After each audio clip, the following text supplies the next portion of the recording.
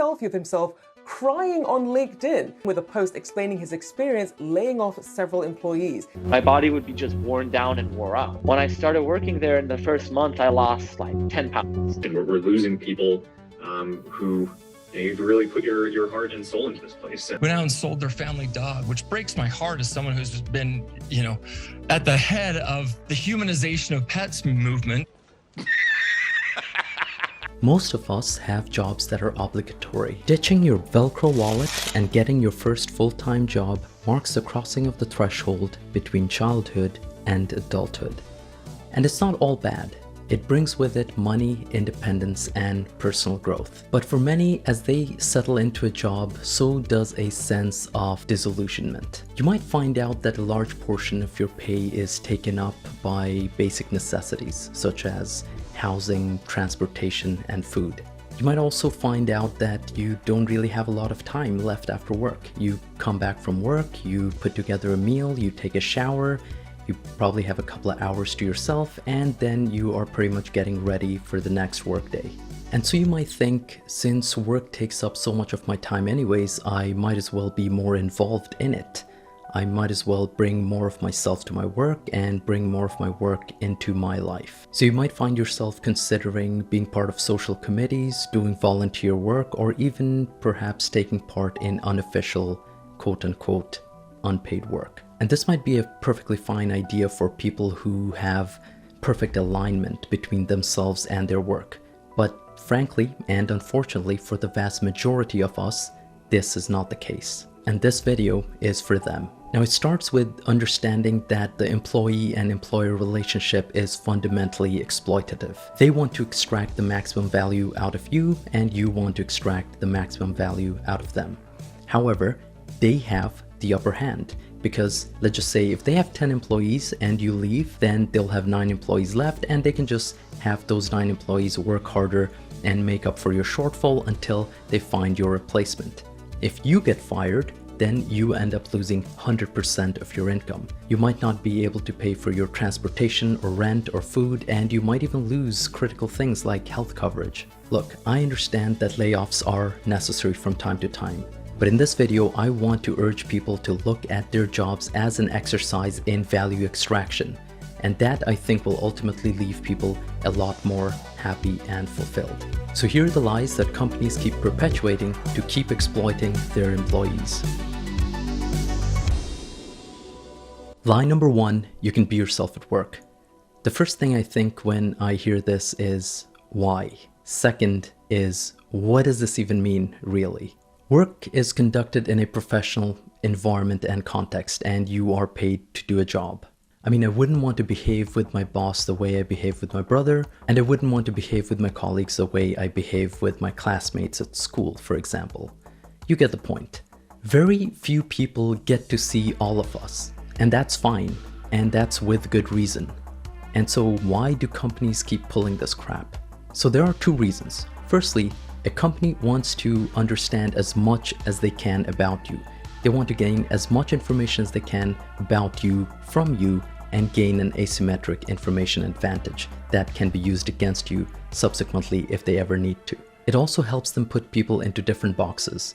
That guy's social, that guy's a nerd, that guy's a data guy, that guy likes taking pictures. And the second, more insidious reason is they want you to merge your identity as an employee and your identity as a person. And this way, you're always engaged with your work in some capacity, mentally or physically, and are always captive to your work. So do this instead.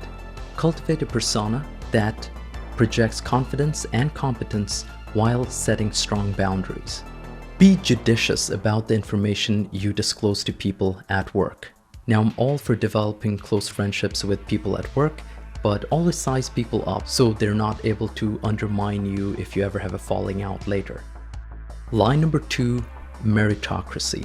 Look, working hard and challenging yourself is great, and I do think it's a virtue.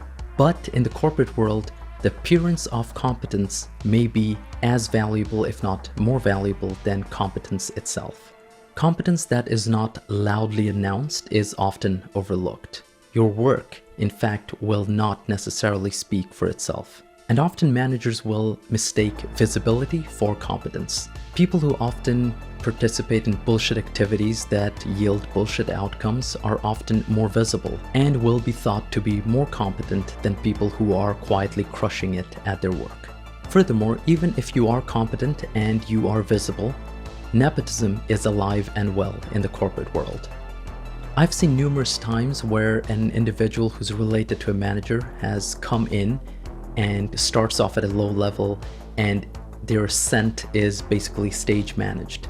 They are given all these projects to work on, and they're given all these recognition for completing these projects, and this culminates with them getting a promotion just so the company can cover its ass, and so no other employee can really accuse them of unfairly promoting this individual. Of course, a lot of these opportunities are never given to a lot of competent people who are quietly performing. So do this instead. Just because meritocracy doesn't exist doesn't mean you should not excel at your work and work hard. But the important thing is to work hard for yourself. Learn all the valuable skills as you can, extract as much value as you can from your employer, and always project quote-unquote engagement with the workplace. Even if you think your work should speak for itself, because it certainly won't, and you will have to. Participate in the corporate BS if you want to move forward, but maybe skip the Kool-Aid. Give them your time and your talents, but hold on to your soul. Lie number 3, we care about you. No, they don't. The short answer is no. The longer answer is they do care about you, but only because they are legally obligated to. That's right, they love you, but only because they don't have a choice. Remember, a company's primary responsibility is to its shareholders. And if a company gets a bad reputation for treating its employees poorly, then that will impact its bottom line. So it has to watch out for this sort of thing. And so they give you ergonomic desks so you don't get chronic back pain and go on short-term disability, and supply their wage slaves with free psychoactive stimulants to keep them working at maximum capacity. They give you vacation not because they love you, but because it is the law. And I'm gonna tell you a quick story here. I had a friend who was working at a medium-sized bank here in Canada. And she started work at this place, and it had a really cool office environment, and they had a lot of different types of coffees, and they also, and this is something that not a lot of companies do, they would provide a free catered lunch every day. And so at 9 a.m. they would send out a menu of like a number of items, and you could select what you want, and then you just go to the cafeteria and just pick up the meal that you want. And so for the first few months she was very happy with this job. But then something started to dawn on her. There was something a little sinister under the surface.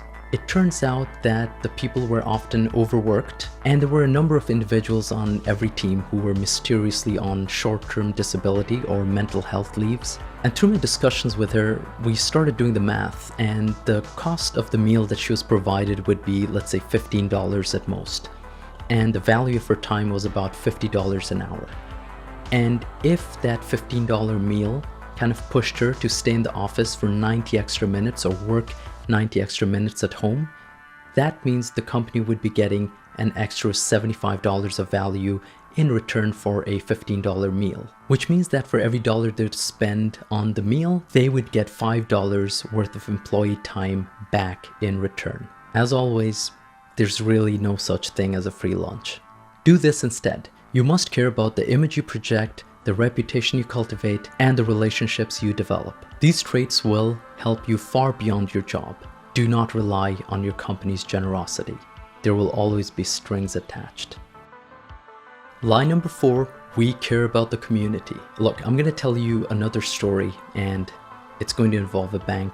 So my friend was working at one of the largest banks in North America. I mean, this bank is in the top 10 banks in terms of total assets in North America. And this is, by the way, a company that earned between $5 and $10 billion of net income, not revenue, but net income every year in the past few years. So several months ago, this company announced a bunch of layoffs. Upon announcing these layoffs, their stock price went up.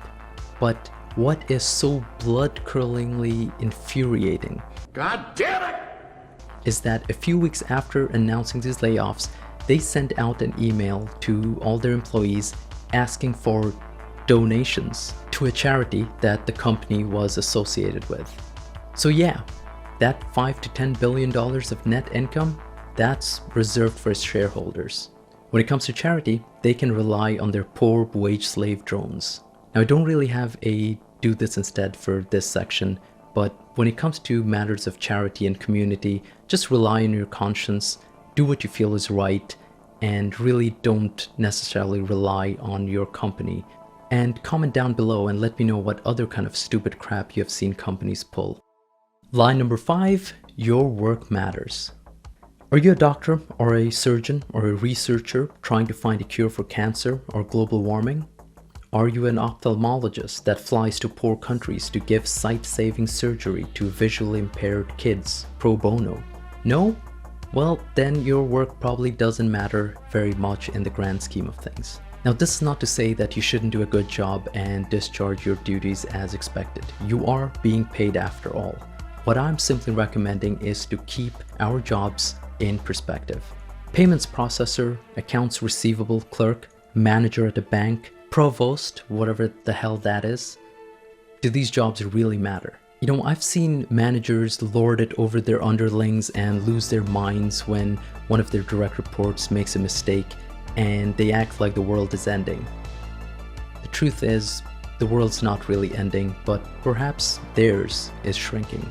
There's nothing wrong with being proud of your professional achievements, but you likely won't remember all the accounts you managed, the reports you filed, all the projects you worked on for big corporations, or all the sales you helped generate when you are old and contemplating your life. Do this instead.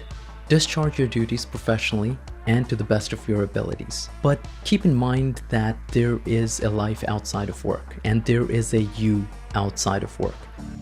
What I'd like to do is share with you some facts about your Audi. Because your Audi is an exemplary person.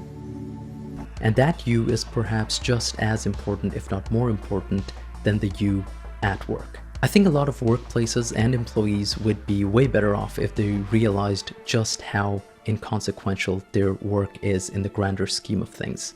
Yeah, I mean, it allows you to pay for a roof over your head and put food on your table, but really having a healthy sense of detachment from your job can greatly improve your life. And finally, line number 6, your work will be fulfilling. My job consists of basically masking my contempt for the assholes in charge. Similar to the last point, unless you're an artist or a writer or among the 5% of people who wake up excited to work, you should not see your job as a vehicle to greater fulfillment. As I said, obligatory work can fulfill your financial needs and perhaps even confer some social value. But true fulfillment is something that you should seek outside of work. Do this instead. Unless you are a part of that fortunate minority, I recommend trying to find a job that is sustainable and tolerable. One that has a short or no commute, that allows you to save and invest consistently, and leave you with enough hours outside of work that you can use to pursue your more fulfilling activities. I'm really curious to know what you guys think.